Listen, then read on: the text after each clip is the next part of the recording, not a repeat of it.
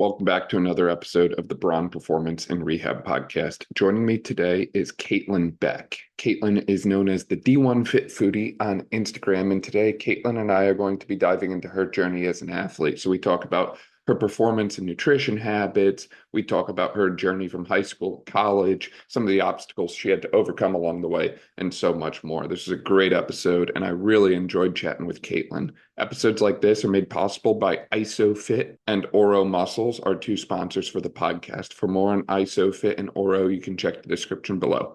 Enjoy. Kaitlyn, welcome to the podcast. I'm super excited to work with you today. Thank you so much for being here. For people who might not be familiar with you and all the amazing things that you're doing down at ULM in the world of beach volleyball, would you mind filling them in a little bit about who you are and all that you do? Yeah, so I'm from California, but I got recruited out to the South to play for the University of Louisiana at Monroe. And the whole progress started for me when I was in juniors playing indoor volleyball. And my coach was like, hey, you're like pretty good at every position, but like, I think you should try beach volleyball because your skills will perform better for your future if you want to play collegiate sports. Because I was deciding between what sports I wanted to play. And I was like, you know what? I'll try it out. So I went and tried it out with my coach who played on the professional league.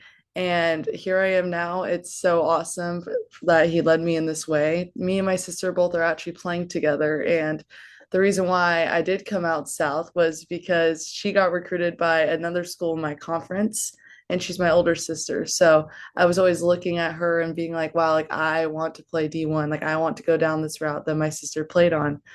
In the future, when I committed to a school in the same conference, she ended up transferring to my school and we ended up playing together for a year, which was so fun. And we're actually partners and we had a good winning record together. I think we went like 30-5 in conference. Yeah, it was a pretty good record from us. But for my parents, they were just both collegiate athletes as well. And they were so happy with this path that we went down and they were pursuing it for us. And little did they know that they got to go to both of our events at the same spot instead of having to make travel. So, yeah. Sounds like your family's really got that D1 genes thing figured out by the sounds. I love that you're able to get some, time playing with your sister that way and kind of be partners, so to speak. Sounds like you two had that like sisterhood connection down pat, for lack of a better way to put it. And I think it's interesting how she led you down the road of, wanting to do D1 volleyball, but it sounds like you kind of led her to ULM by the sounds. So she set the trend and then you set it again. I know, right? I mean, it was crazy because when she committed to that school, Southern Miss, we're actually rival schools. So there was like flags in my backyard of both the schools, and we were always making jokes of like, oh, like we're gonna beat you in conference this year. But little what happened is that she came and transferred to us, and then we ended up being her old school in conference. So it's just a full circle moment, like you said. Like it's crazy how they all ended up back together. For people who aren't as familiar with beach volleyball, as opposed to indoor volleyball that way, what are kind of the differences between the two other than the fact one is played on sand? Yeah, so it's a two-man sport. It's not six person, and your coaches can't coach you during gameplay. So you're kind of by yourself out on the court unless like you're on a side switch, then they can talk to you. So it's a lot about your IQ and your like strategic way that you're going to go about the game. You kind of have to rely on you and your partner. You can't make subs either. So it's definitely like you with your partner out there rather than an individualized sport, which is more like how it is in indoor volleyball. There's a few different rules, like you can't open hand tip and like your sets have to be perfect. Well, in indoor now they have the new setting rule, but in beach volleyball, that's a little bit of a difference. There's also a technical. So when the score adds up to 21, you get an automatic timeout.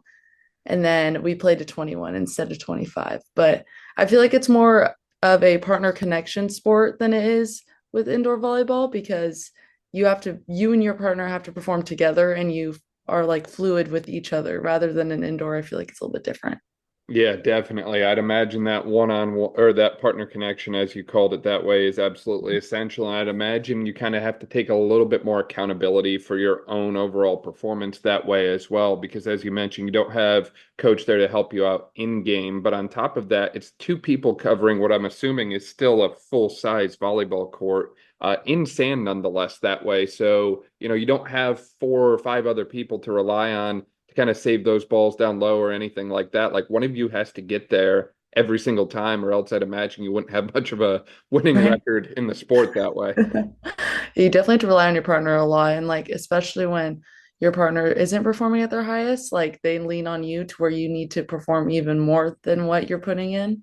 It's just, it goes different from like partner to partner. But like, I found in my partnerships, like when I'm playing, like when I play with my sister, is very different than with my partner this year because me and my sister could easily snap at each other on the court and we could be like, hey, like be very direct with each other. But me and my partner this year, like we have a very good connection with like, hey, I need to like rely on you right now to like option the ball rather than me take the first swing.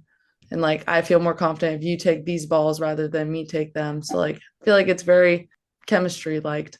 Yeah, and it's so unique in my opinion because I think back about some of the other athletes that we've worked with on the podcast like this that way playing sports like field hockey, lacrosse, and softball and so on that way. And they're all very heavy on the team dynamic. And sure, you can have chemistry, so to speak, with certain players on the team or have a real good connection with someone on the team that way. And it shows in the game time kind of things. That's different when the sport is you and one other person, I think. And if you don't have that chemistry, you don't succeed that way. And I'd imagine for you all, pairing each other up with the right partnership is just as important as all the physical prep. And on top of that, making sure you and your partner actually get along and you're on the same page with everything is just as important as the physical stuff. Like I think a lot of times we overlook how important just that actual relationship between two athletes can be as opposed to just like, getting them stronger or faster or whatever. Oh, I totally agree. Like during our fall season, that's when we're deciding what those partners are and like who we play best with. So like we've played with multiple girls over the fall and we scrimmaged with different partners and see what those connections are. And for our team, like I can already tell the teams are like these two girls are going to be together because they just have a bond like no one else. Yeah, no, definitely. And on that note as well, I do think volleyball is unique in the sense that it's one of the sports that I feel like the correct strength and conditioning approach can really mean the difference between winning and losing. And what I mean by that is this is a sport where you pretty much are guaranteed to win if you're faster when it comes to the reactive element and you can jump higher than the other team. If you have those two things down pat and you have that chemistry that we just talked about, I think that, the odds of you succeeding really well are really, really high. So what does that kind of training or performance element look like for you and your sister and your team that way when you're in season, out of season, that sort of thing? What kind of things are you doing? Yeah, so in the fall, we went very heavy with our strength training and our conditioning because that was our building season. And we did a lot of plyometrics and Olympic lifts and isometrics. And I could tell a difference. I mean, there's multiple girls on our team that already PR'd with their verticals from our strength and conditioning coach. Shout out Coach Brady. He was doing great for us. We worked a lot on our form of jumping too. And especially for me, because I'm a blocker, I need to get my vertical up to be able to compete with all these great teams. And just noticing my mechanics of like what my load was versus like my imbalance of like my hip mobility, like simple small things like that I would never think of. My coach for my trainer was helping me a lot with that. So that's what it's been like in the off season. And then when we're in season, we're just trying to maintain the muscle that we have without pushing ourselves to exhaustion so we can still perform on the court because that's what we're in season for. So yeah. Yeah, it sounds like you sweat the small stuff quite a bit too, looking at some of those little minute things and kind of like taking everything seriously, so to speak. And that's something that I don't often see in the performance realm is sometimes people look at it and say, well, that doesn't matter. Like, you've jumped that way for years. I'm not about to change that or whatever it is that way. And sometimes those small details or just, a slightly different cue can really make all the difference in someone's performance that way. And I got to ask too, you mentioned that you played 35 games last season. You and your sister went 30-5. How did those games get split up during the season? Is it 2 a week, 3 a week? What does that in-season piece look like for you all? How much load is there, so to speak? So on Thursdays is our travel day to wherever we're going to. And Friday we'll either have two games and Saturday have a game, or we'll do three games on Friday, one game Saturday. It kind of depends on what the tournament is. But like, for example, when we went to TCU, we played two games on Friday and then two games on Saturday. And they weren't back to back. We had like time in between each one, but we'll play all four different schools. Gotcha. So it's pretty intense. It's a lot to have multiple games in a single day, sometimes three games in a day that way, with very minimal time to recover that way. So I'd imagine for you, kind of that recovery element from training or in game, so to speak, is probably one of the most important pieces for you as well. Yeah, I would say I learned a lot being in college athletics with my recovery. I didn't really realize how important it is when I was in high school. And then when I came here, we had someone come and talk to us about like the nutrition, letting our bodies rest and make sure we're not overworked. And it was really eye-opening. And I could tell a difference in my performance from it. Is that where the handle D1 Fit Foodie might have came from? Yes, it is. Exactly. You know, I had to be a little bit creative with it, but yeah. Tell me more about that. You mentioned that, high school, maybe we weren't where we should have been. I mean, I personally can relate to that. Like, I remember where I was in high school, and, we were slamming like chocolate milk and chicken patties in between two-a-day practices and stuff because that's what you did at the time. And now I kind of look back and I'm like, man, if I ate like that, I'd probably be like 500 pounds. I say too. Oh gosh, when I was in high school, if I saw something oh, it's high protein. I'm like, oh, it's good for me. And it's like processed, like awful for me. Like that's what I was in high school. But then when I came to college and I learned how important it was to eat natural foods and to be able to eat the carbs, like I was avoiding them in high school, I'll be honest. Like I had a really hard time with that.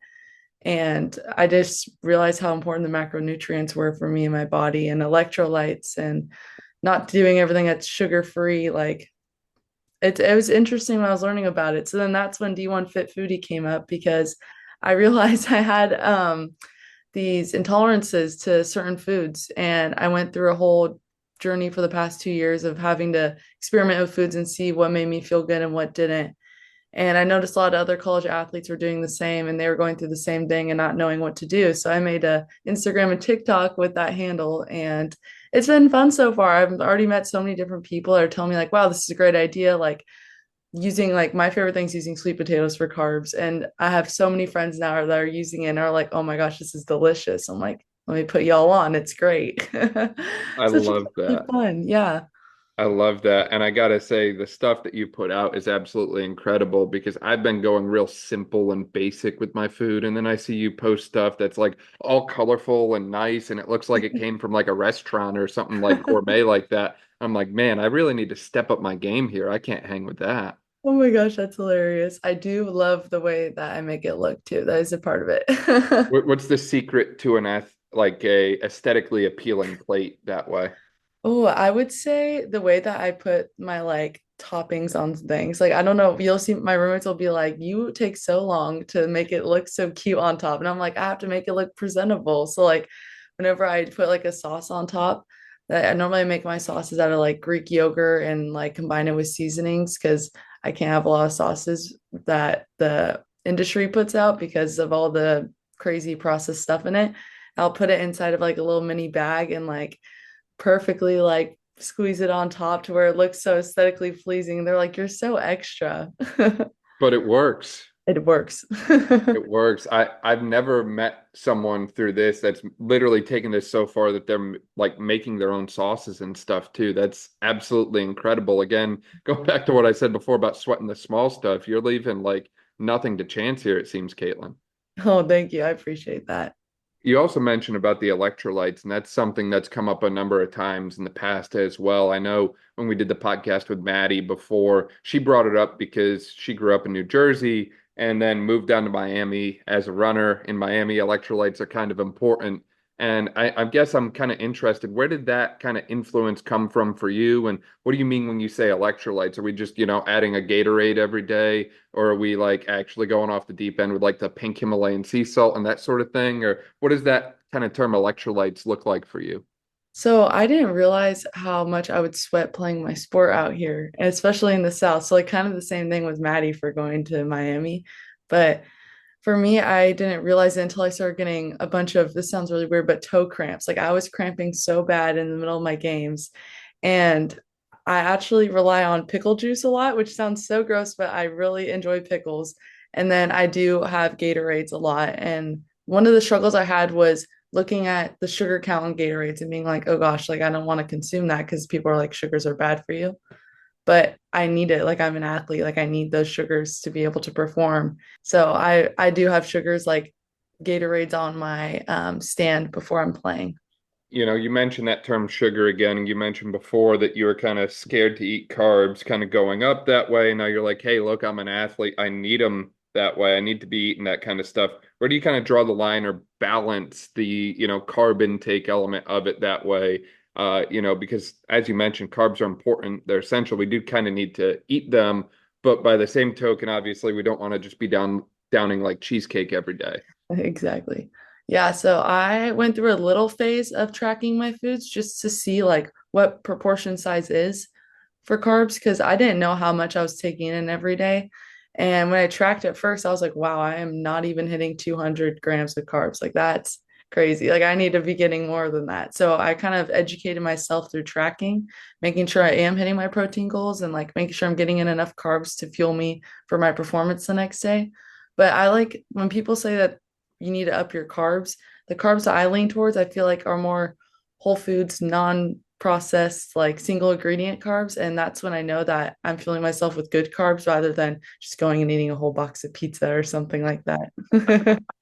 Yeah, no, I like that. I mean, you've mentioned a number of times that way, just kind of avoiding the processed stuff or packaged stuff, so to speak. And I think that's probably one of the like most simple ways to approach the whole nutrition thing. Like, I'm not a nutritionist myself or anything by any means, but I feel like, if it's coming from like the earth or an animal and it has minimal processing between what it was before it got to your plate, then I feel like that's probably two thumbs up on that one.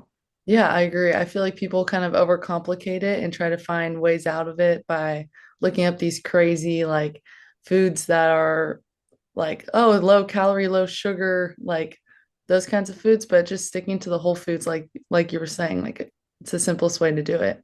Yeah, and this is an area where I see a ton of misinformation, and I know a lot of people really struggle in this space, and they struggle to find someone good to go to for help, for resources, for that sort of thing, as it relates to kind of navigating this world of athletic nutrition that way. So, what's kind of been your kind of general advice to other people with this sort of thing so far?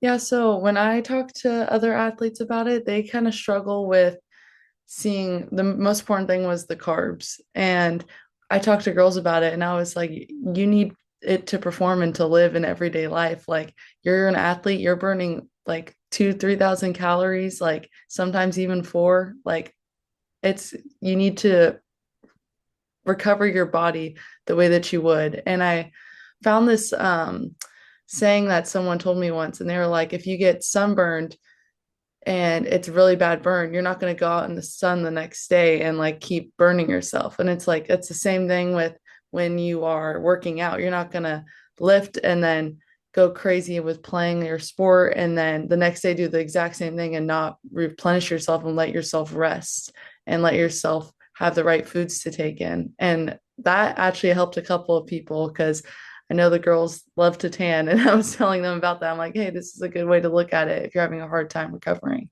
Yeah, So no, it's, I like that analogy a lot. I haven't heard of that analogy for this before, but it makes a ton of sense, right? It kind of takes this super complicated thing and gets it to a level where anyone can understand it. And I think that's ultimately what we need to do in this entire space, performance rehab, that sort of thing that way is we have all these super complicated concepts and instead of simplifying them to a level that anyone, the athlete, their coaches, their parents, anyone that's involved can understand, we have a tendency to overcomplicate things. And that mhm. does us no favors at all because now no one understands it and no one's actually going to do anything because they don't know what to do or why to do it or anything that way. So I think the more simple we can make things for people to understand, the better the action and results are going to be accordingly. Oh, I totally agree. I feel like social media has made it so hard for some people to like understand because everyone's putting out there, do this and this will happen, and just so many different things that are so misleading for people.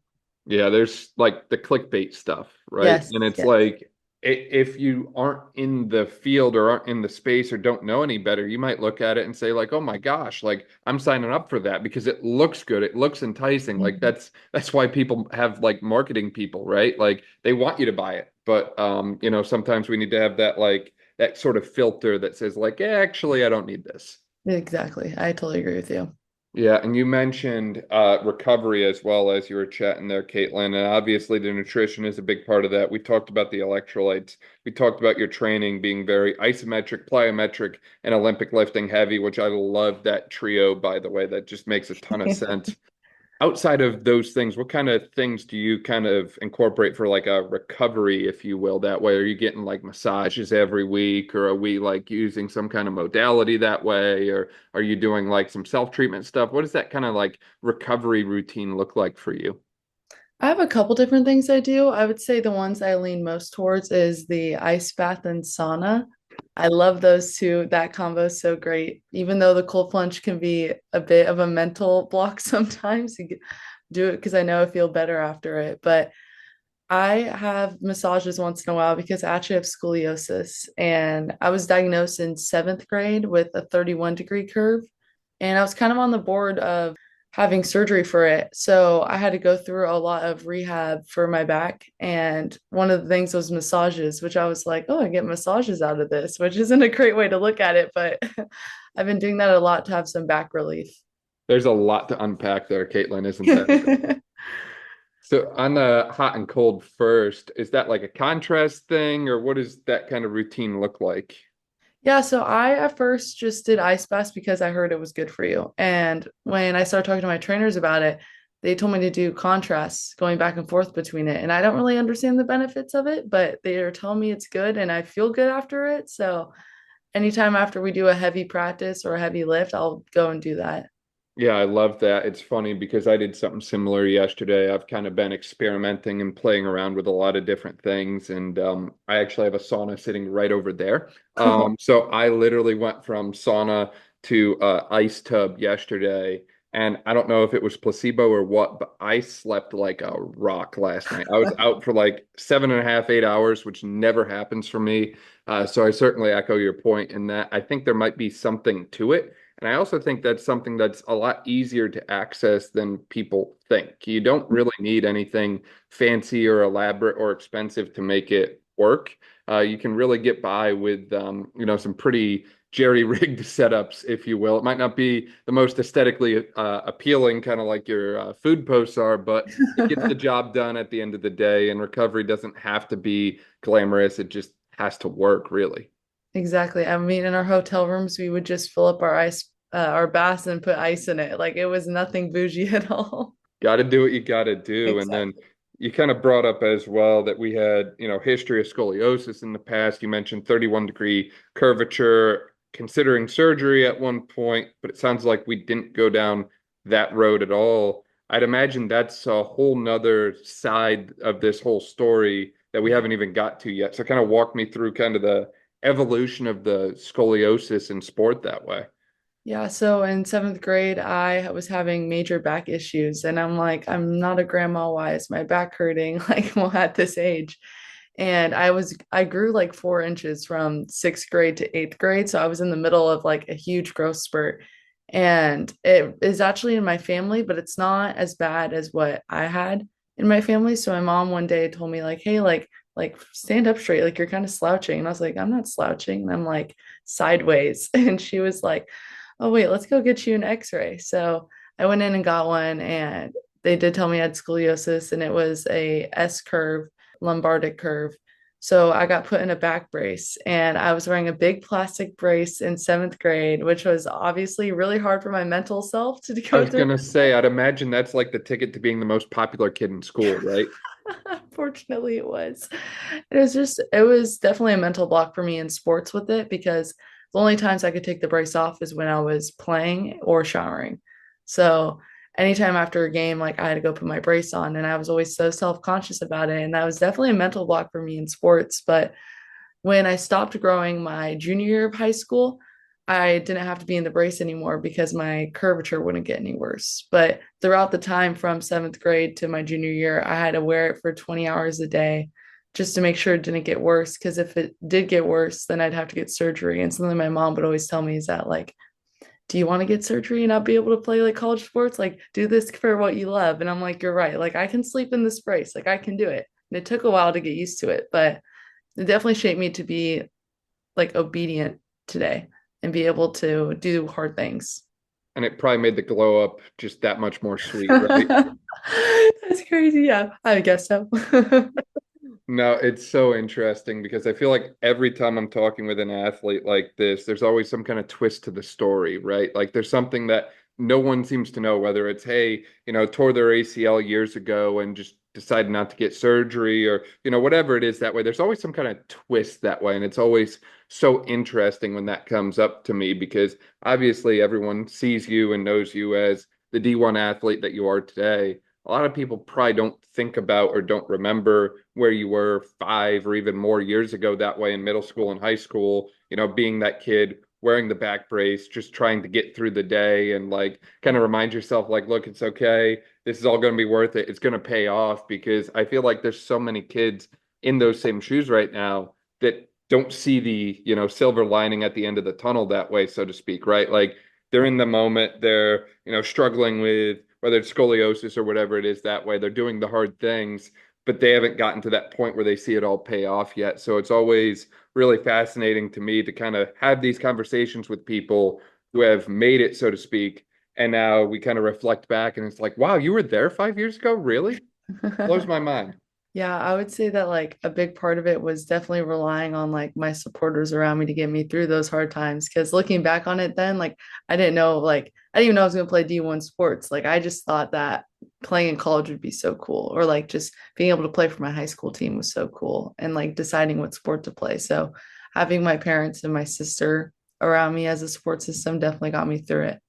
Yeah, and I'd imagine you probably had some good friends and that sort of thing that helped out as well. What kind of went into like that support system element, if you will? Because that's something that I hear kind of brought up a lot. Like, yeah, I had great support, or hey, all these other people helped me along the way. But what kind of like forms or shapes that process of kind of forming like a team for your own betterment, so to speak?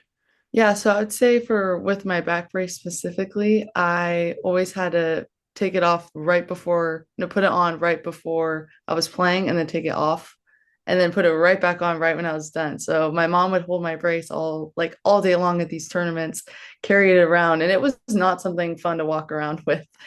And she would always be there right by my side to put it on for me and help me because it wasn't easy to put on by myself at first. So anytime I needed help, she would come over and help with that. And I know my sister at first, when I was starting to wear the brace, I wasn't great about wearing it. And I would be lying up to my parents if they weren't home, be like, yep, it's on, it's not on. And she would come check in my room, be like, Kaitlyn, like, put your brace on. I'm like, okay, you're right. Like, I really need to. It's just they're holding me reliable and they taught me a lot of life lessons through it, which sounds kind of cringy, but like I learned a lot through with this brace. Tell me about some of those life lessons that you learned, Caitlin. Yeah, so I would say one of the biggest ones is like holding myself accountable because when I was little, I wasn't great at that. And with sports, like I wasn't awesome with that. And I wasn't going through the extreme measures to push myself to be the best person I could be. And then when I had this brace, like I kind of took everything for granted at first. And then I was like, wow, like I can still play my sport and wear this brace and still pursue what my passion was, which was sports. And looking back on it now, I'm like, I am so thankful to be put through that whole experience because I wouldn't be disciplined like I am today. And I feel like my work ethic wouldn't be nearly as what it is after going through that whole experience. Absolutely love that. I mean, I think plain and simple, everyone is going to face challenging times, right? Everyone is going to face an obstacle that ends up put in their path, or, something is going to get thrown at them that they didn't see coming, and they're going to have to choose how they perceive that, how they respond to it, and so on that way. And ultimately, those actions that they take or actions that they decide not to take really kind of shape and mold the person that they become later on that way. Marcus Aurelius has a great quote that you kind of made me think of there as you were talking, in that it says, choose not to be harmed and you won't be harmed. Don't feel harmed and you haven't been, right? Like it's a situation, everyone faces these different little situations that they don't want to be in, but their response to it and their perception of what's going on and why ultimately are going to, again, kind of shape where they're going to be in the future that way.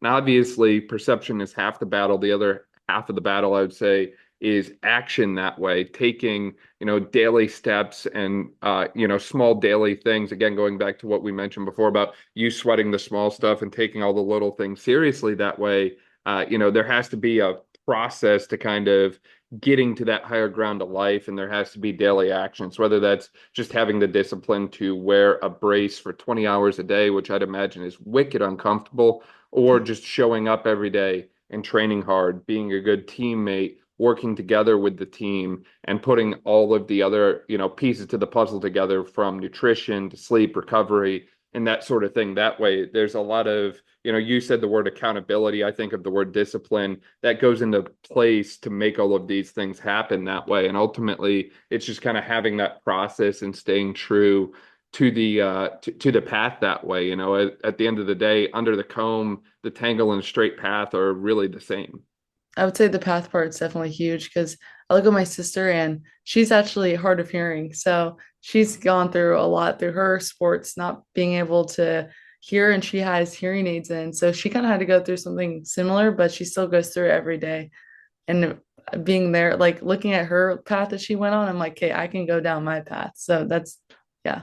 That's one of those things too, where going back to the partnership thing that we talked about before, I'd imagine you two had a bond unlike any other, not just because of the sisterhood piece, but also like you both kind of get it. You've both been through some really difficult things that a lot of people don't have to go through, and that kind of like creates a additional strength to that bond, I think. I agree. Yeah. I would say that that was definitely a good bond that we had out there on the court. So we've talked a lot about the training piece. We've talked a lot about the nutrition piece, and now we've talked a little bit about the scoliosis piece as well, which again, such a interesting twist to the backstory that way. I guess I should say pun intended, because scoliosis, boy, I'm terrible. Wow. I'm gonna get myself banned at this Hey, rate. that was a new one. I haven't heard that one before, so that was good. Like, is this something, beach volleyball, is this something that we're looking to go like Olympics with? What does the future look like for you, Kaitlyn? I would say all my life with sports, I've always been most proud of my IQ with sports and the way that I can notice situations. So I kind of want to go towards the coaching route. And I've always been drawn to that because my dad's actually a coach, and seeing the way that he coached out the court with like so much passion for basketball, like it has influenced me to want to become a coach too. And as a job just over the summers, I would help coach for beach volleyball and indoor volleyball. And there's a spark there for me with that, I think. Yeah, no, definitely. I love that. And I can't wait to see kind of the future in the coaching world for you that way. Does that kind of overlap what you're studying at school that way, or? So I feel like I have like two completely different personalities that I can't decide between. I'm in a communications major right now, and I love the social media aspect of so many different things in sports. And if I could be a sports commentator, I so would in 2 seconds. But I also just the being around sports is probably the overall goal.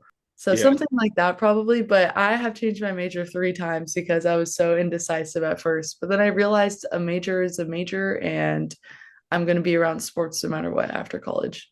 It's so funny you say that, because I think so many people are, dead set on, oh my gosh, I have to have my major decided and figured out when I go to college, especially with sport. How am I going to plan and schedule and don't want to fall behind and all these different things? And it's like, at the end of the day, I really, I understand why people stress about those things. But at the same time, it's also all going to be okay and figure itself out and work out for the greater good at the end of the day, right? Like, I think it's normal to have some of those like questions or bumps along the road that way. I mean, I certainly did. Like, I didn't change my major 3 times, but I definitely had those moments where I'm like, is this really what I want to do? Is this really going to take me where I want to be? And then obviously, you kind of keep along the path, and eventually you kind of get that aha moment, like, oh, yep, I'm in the right area. This is good. This is what I want.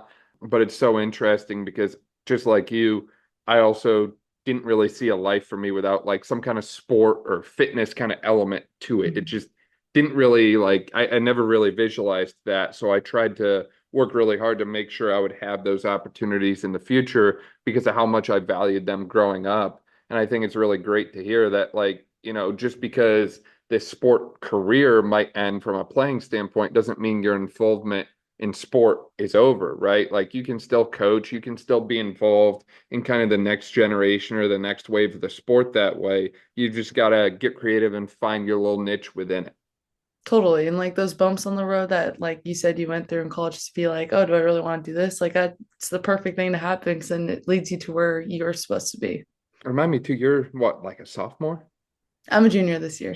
Walk me through too. You mentioned about the season being mostly in the spring that way. What's this spring season going to look like? Where's the team traveling to? What's the team dynamic? Give me all the kind of like insights on what we're going to see this spring.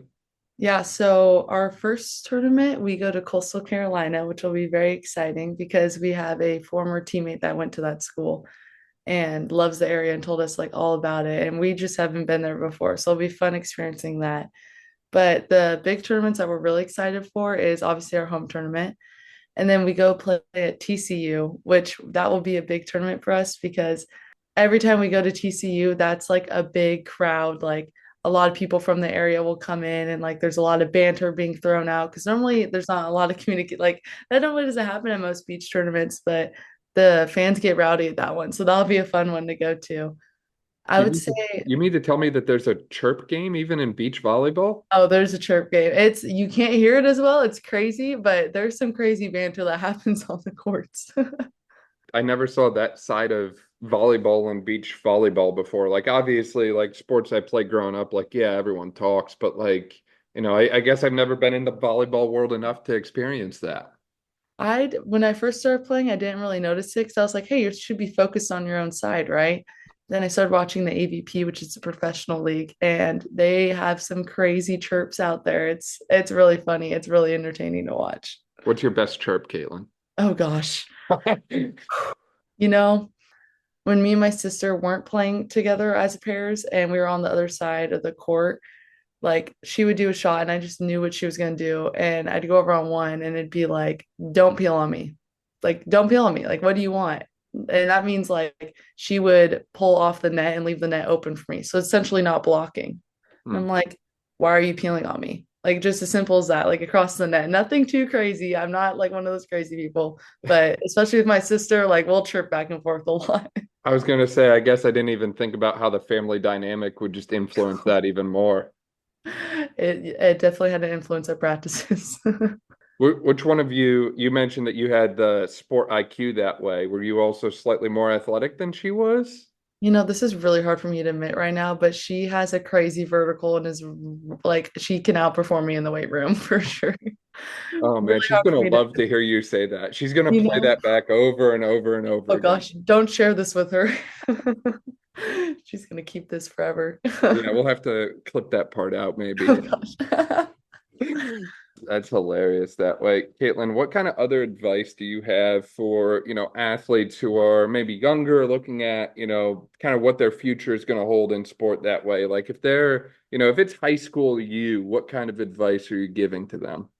I would say for those that are pursuing to continue playing, to remember that you should be so grateful for the position that you're put in and thankful for everything and just being able to compete in the sport and like not forget that you're playing because you love the sport, not because it's a job, but not because you have to do it, because you genuinely love the sport and everything that comes with it. Because I feel like oftentimes I forget how grateful I am to be in this position that so many girls are dreaming of, and I just don't want them to forget that.